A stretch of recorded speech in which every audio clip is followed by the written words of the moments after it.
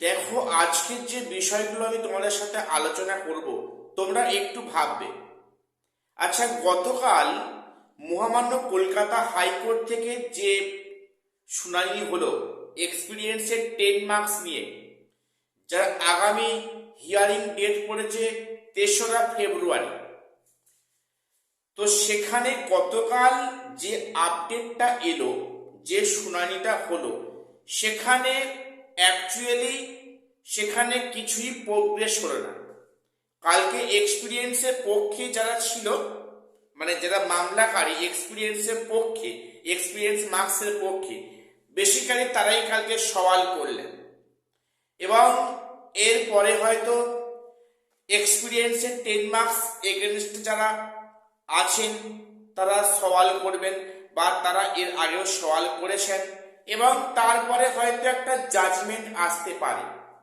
একটা সত্যিকারের তোমাদের বলি, শেয়ার করি, কেউ কিছু মনে করো না, মনে কষ্ট করো না, সরি। যেটা কিন্তু পরিষ্কার, যা বুঝতে পারছি, এক্সপিরিয়েন্সের 10 মার্কস নিয়ে হয়তো সেই অর্থে কোনো পজিটিভ জাজমেন্ট আসবে না। কেন বললাম আসবে না? তার পিছনে কিছু কারণ রয়েছে। দেখো, এক্সপিরিয়েন্সের 10 মার্কস হয়তো থাকবে। কেন থাকবে বলছি? যেহেতু এখানে এটা গেজেটে উল্লেখ ছিল, এবং সেটা পরীক্ষা প্রক্রিয়ার অনেক পরেই মামলাটা দায়ের হয়েছে, যেখানে লেখা পরীক্ষা হয়ে গিয়েছে এবং সেখানে ইন্টারভিউ হয়ে গিয়েছে একাদশ দ্বাদশে। সেখানে এই সময় একটা জাজমেন্ট আসা মানে কিন্তু গোটা প্রক্রিয়াটাকে একটা হ্যাম্পার করা।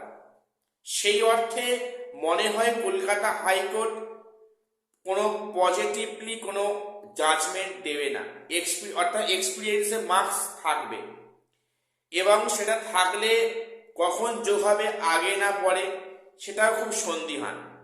মনে হয় না খুব বেশি চেঞ্জ হবে বলে, কারণ যদি চেঞ্জ করা থাকতো কিন্তু 6 তারিখ কিংবা গতকালের মধ্যে একটা চেঞ্জ আনতে পারত হাইকোর্ট।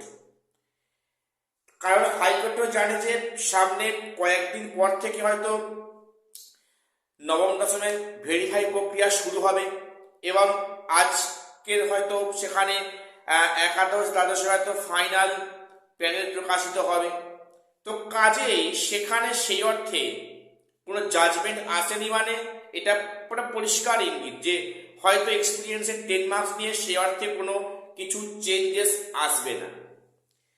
তাছাড়াও তোমরা একটু খেয়াল করে দেখো, সুপ্রিম কোর্ট কিন্তু পরিষ্কার উল্লেখ করেছে হাইকোর্টের কাছে যে হাইকোর্ট যেন এমন রুলস না অ্যাপ্লাই করে যেখানে যোগ্য শিক্ষকদের 2016 তাদের কোনো চাকরি পেতে সমস্যা হয়।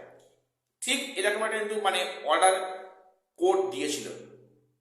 কাজেই এটা পরিষ্কার, এক্সপিরিয়েন্সের 10 মার্কস যদি বাদ যায় তাহলে কিন্তু বহু ইন সার্ভিস বাদ যাবেন, এবং সেখানে অনেক ফ্রেশার্সরা ঢুকবেন। এটা ফ্রেশার্সদের পক্ষে খুব খুব ভালো হতো, যারা দীর্ঘদিন ধরে চাকরি করার আশায় চাকরি পাওয়ার জন্য 10টা বছর মুখিয়েছিল, অন্তত তাদের মুখে হাসি ফুটত। এটা কেন হচ্ছে না? না, 2016 ইন সার্ভিসরা যেহেতু তাদের প্রতি একটা দায়বদ্ধতা আছে, যেখানে একটা সুপ্রিম কোর্টের পরিষ্কার বার্তা যে সেখানে এমন কিছু যেন হাইকোর্ট না রুলস জারি করে যেখানে মানে 2016রা বঞ্চিত হয়।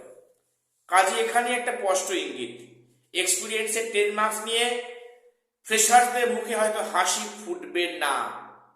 এটা দুঃখের সাথে বলতে বাধ্য হচ্ছি আজকের এই পরিস্থিতিতে এসে। এবারে আর একটা খবর দিয়ে রাখি, যেটা হচ্ছে কি গ্রুপ সি গ্রুপ ডি নিয়ে।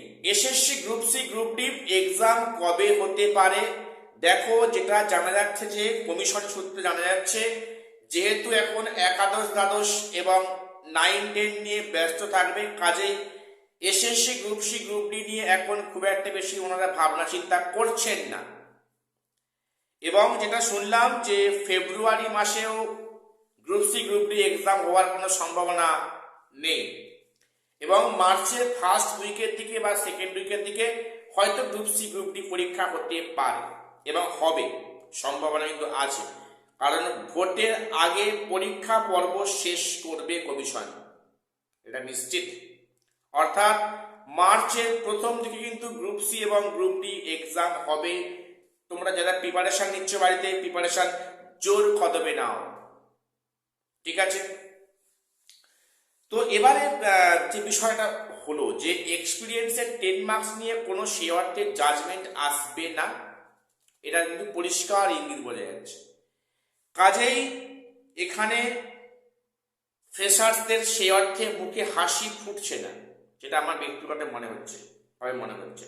একটা বিষয় দেখো, সুপ্রিম কোর্টের চাকরি বাতিল মামলাটা যে মানে চাকরি বাতিল করেছে 26,000 প্যানেল, সেখানে সুপ্রিম কোর্ট এখন একটু পস্তাচ্ছে হয়তো কোথাও, যে এটা হয়তো করা ঠিক হয়নি। সেখানে অনেকগুলো সেখানে ফ্যামিলির চাকরি চলে গিয়েছে, ফ্যামিলি হ্যাম্পারিং হচ্ছে, সেটাকে বিষয়ে লক্ষ্য করে তোমরা দেখো এখন যে কেস নিয়ে সুপ্রিম কোর্টে যাচ্ছে কমিশন, সেখানে কিন্তু কমিশনের পক্ষেই একটা কথা বলার চেষ্টা করছে সুপ্রিম কোর্ট, কারণ তারা বুঝতে পারছে যে চাকরি বাতিল করে তারা তো ভুল ডিসিশন নিয়েছে।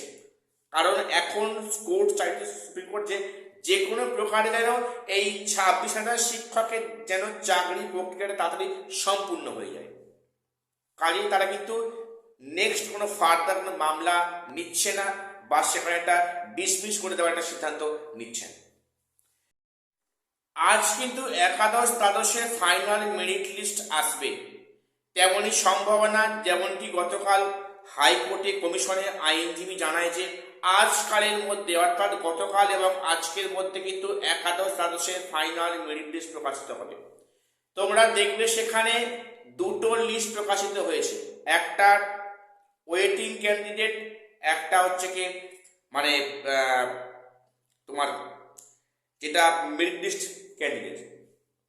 এখন এখানে ইন্টিমেশন লেটার হয়তো 1-2 দিনের মধ্যেই ডাউনলোডের অপশান দেবে, সেখানে তোমরা সেটা নিয়ে কাউন্সেলিংয়ে যাবে, এবং কাউন্সেলিং বেশি দেরি করবে না, কারণ মেরিট লিস্ট প্রকাশ থেকে কাউন্সেলিংয়ের মধ্যে একটা ডেট বাঁধা আছে, একটা রুলস আছে।